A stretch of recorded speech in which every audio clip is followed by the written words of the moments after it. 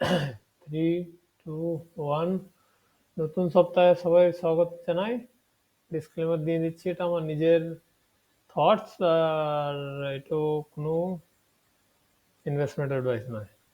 আমরা যে চার্ট দেখছি ওটা হচ্ছে ডিক্সি, এটা নিচে এই জন্য পড়ছে, তো বড়টা দেখলেন, এটা এই একটা সাপোর্ট আছে 99.6, এটা এখন ভেঙে দিয়েছে, বুঝলেন? এটা অনেক বড় সাপোর্ট।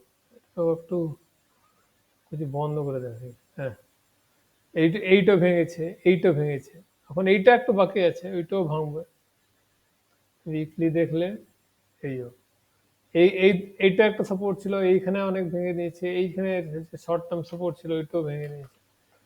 ডলার কম কমতে যাচ্ছে, জানো? ইউএসডি আয়নার একটু উপরে গিয়েছিল, এটাও এখন নিচেই আসবে।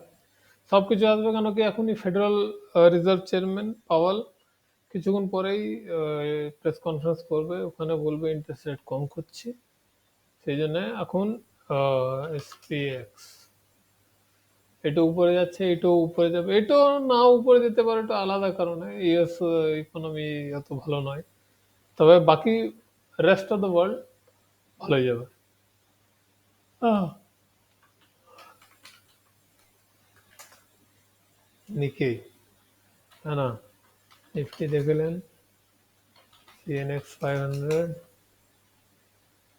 দেখলেন, আর সিএনএক্স স্মল ক্যাপ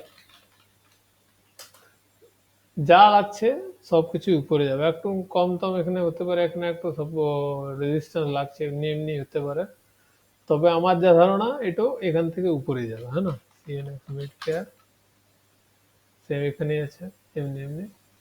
নিফটি এইটা একটু নিচে আসার চেষ্টা করছে, একটু আমাকে যা লাগছে একটু উপরে যাবে, একটু হয়তো নিচে হইতে পারে, তবে উপরে যাবে। তো এইটা হলো আমার ফোর।